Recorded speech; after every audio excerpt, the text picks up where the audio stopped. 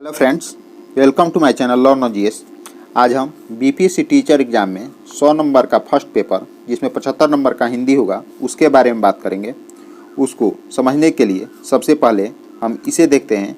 यह है BPSC GS में हिंदी का पेपर जिसमें भी 30 नंबर मार्क्स पास होने के लिए लाना होता है, यानी 30% मार्क्स, वह भी 100 नंबर का पेपर होता है। उसी तरह बीपीएससी टीचर एग्जाम में भी फर्स्ट पेपर जो कि 100 नंबर का है, 30 नंबर इंग्लिश के लिए तथा 75 नंबर हिंदी के लिए, हिंदी, उर्दू या बांग्ला के लिए, जिसमें अधिकांशतः लोग हिंदी ही लेंगे। तो हिंदी में हमें 75 नंबर और इंग्लिश जोड़ करके 100 नंबर होता है। उसमें से 30 नंबर पासिंग के लिए लाना ही होगा, तो इसे हम छोड़ नहीं सकते हैं। तो बीपीएससी मेंस के लेवल से ही हम उसको तुलना कर सकते हैं और उसको देख करके अगर हम तैयारी करेंगे तो हमें अधिकांश लाभ होगा। तो चलिए देखते हैं इसमें क्या क्या पूछा जाता है और क्या क्या पूछा गया है। तो जैसे देखिए, यह 67वीं बीपीएससी मेंस के जीएस पेपर है। उसमें भी पूछा जाता है अशुद्ध वाक्यों को शुद्ध कीजिए। उसी तरह बीपीएससी टीचर में भी पूछा जा सकता है। इसमें पूछा गया है श्री कृष्ण के अनेकों नाम हैं, जैसे यहाँ अनेकों नहीं होगा, अनेक होगा। उसी तरह बंदूक एक बहुत ही उपयोगी शस्त्र है, यहाँ शस्त्र नहीं होगा, अस्त्र होगा। इस तरह मुहावरे में लोकोक्तियाँ पूछा गया है। अधजल गगरी छलकत जाए, तिल का ताड़ बनाना। उसी तरह पर्यायवाची शब्द पूछा गया है, अग्नि का पर्यायवाची लिखने के लिए, अमृत का पर्यायवाची लिखने के लिए। उसी तरह संधि विच्छेद करने के लिए बोला गया है, शिवालय का संधि विच्छेद कीजिए, मनोरथ का संधि विच्छेद कीजिए। इसमें हम सभी क्वेश्चन नहीं दिखाए हैं, बस कुछ एग्जाम्पल के तौर पर क्वेश्चन दिखाए हैं। उसी तरह समास कीजिए तथा इसका अर्थ बताइए। जो ब्राह्मण न हो, महान बलि का अर्थ क्या होता है। उसी तरह विलोम शब्द, आलोक का विलोम क्या होगा, निराशा का क्या होगा। इससे हम अर्थ लगा सकते हैं कि इसी लेवल का बीपीएससी टीचर एग्जाम में भी प्रश्न आ सकता है।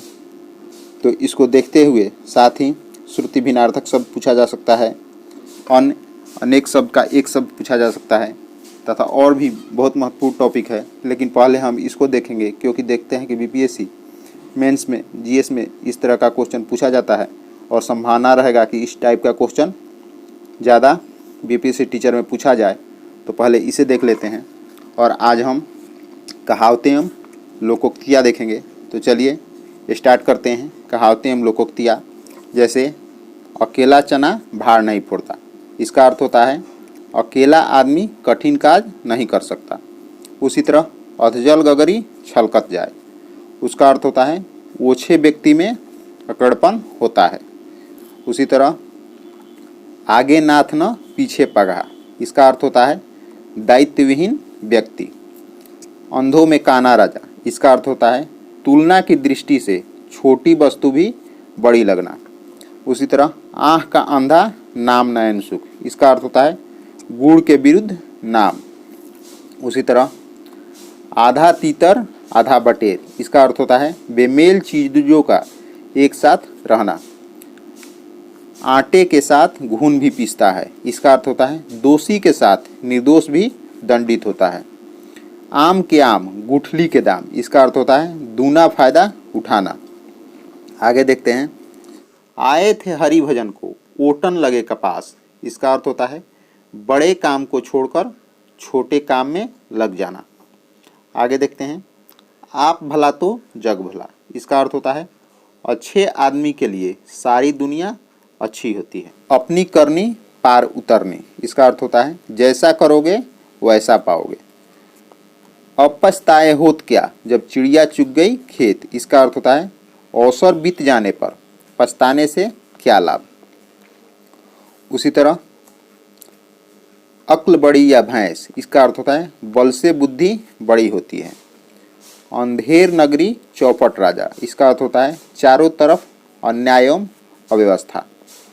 आँख का अंधा गांठ का पूरा, यानी मूर्ख लेकिन धनवान।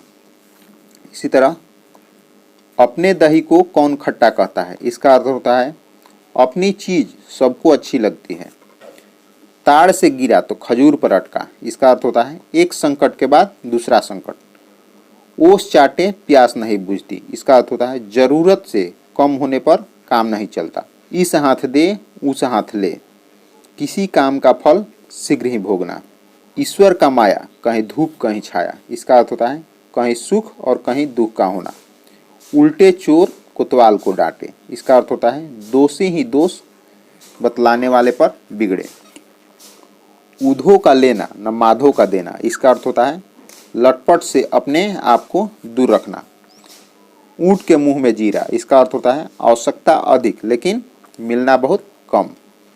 ऊंची दुकान फीका पकवान। इसका अर्थ होता है सिर्फ बाहरी चमक दमक, भीतर खोखलापन। उखल में सिर दिया तो मूसल से क्या डरना। इसका अर्थ होता है कठिन कार्य में हाथ लगाकर विघ्न बाधा का प्रवाह न करना। आगे देखते हैं, एक पंथ दो काज, यानी एक साथ दो काम या एक ही साथ दो दो काम करना, यानी साधना। एक अनार 100 बीमार। इसका अर्थ होता है वस्तु कम लेकिन मांग बहुत अधिक। एक म्यान में दो तलवार। इसका अर्थ होता है सबल प्रतिद्वंदी एक साथ। एक तो चोरी दूसरे सीना जोरी। इसका अर्थ होता है गलती करना साथ ही रोब भी गठना। एक हाथ से ताली नहीं बजती। इसका अर्थ होता है कोई लड़ाई एक तरफा नहीं होती। कभी गाड़ी पर नाव, कभी नाव पर गाड़ी, यानी परिस्थिति बस एक दूसरे पर निर्भर करना ही पड़ता है। कहाँ राजा भोज, कहाँ भोजवा गंगू तेली। इसका अर्थ होता है बहुत छोटे की तुलना बड़ों से नहीं होती। आगे देखते हैं, कहीं की ईंट कहीं का रोड़ा, भानुमती ने कुनबा जोड़ा। असंगत बेमेल वस्तुओं का मेल बिठाना लेकिन मौलिकता का अभाव। काबर साजब कृषि सुखाने। इसका अर्थ होता है अवसर बीत जाने पर सहायता व्यर्थ होती है। काठ की हाड़ी दूसरी बार नहीं चढ़ती। इसका अर्थ होता है छल कपट सदा नहीं चलता।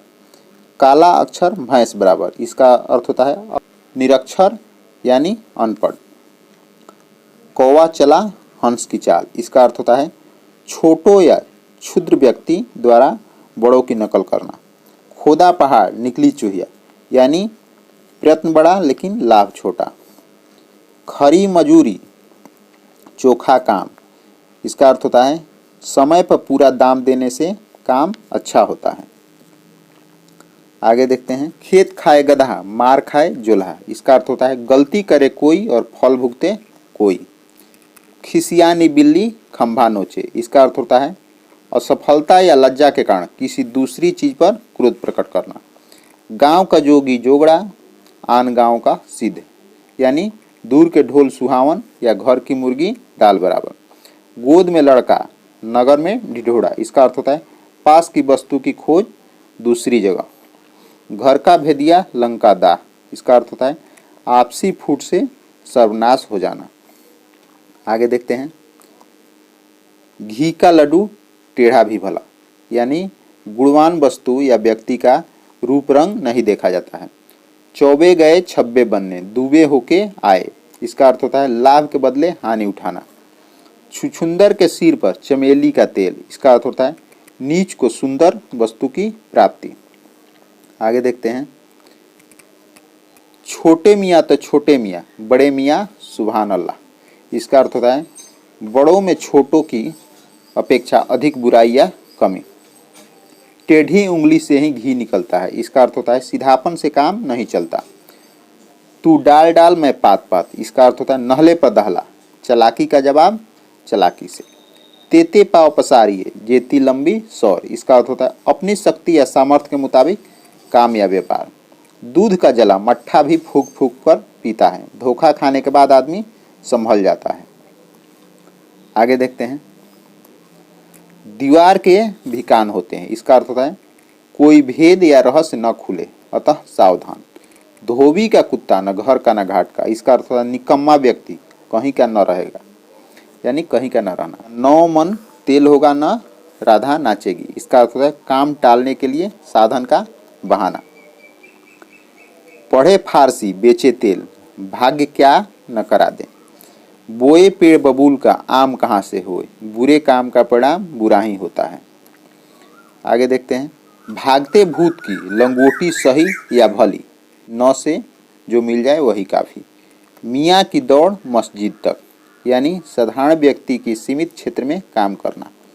रस्सी जल गई पर ऐठन न गई। इसका अर्थ होता है नाश हो जाने के बाद भी व्यक्ति की अकड़ न जाना। होनहार वीरवान के होत चिकने पात। इसका अर्थ होता है महानता के लक्षण बचपन से ही दिखाई पड़ना। हाथी चले बाजार कुत्ता भूखे हजार। काम करने वाले या आगे बढ़ने वाले विरोध का परवाह नहीं करते। इस तरह आज हम कहावतें एवं लोकोक्तियाँ देखें। आगे इस तरह एक एक टॉपिक हम देखेंगे। अगर वीडियो अच्छा लगे तो वीडियो को लाइक एंड शेयर करें तथा चैनल पर अगर नए हों तो चैनल को सब्सक्राइब करें।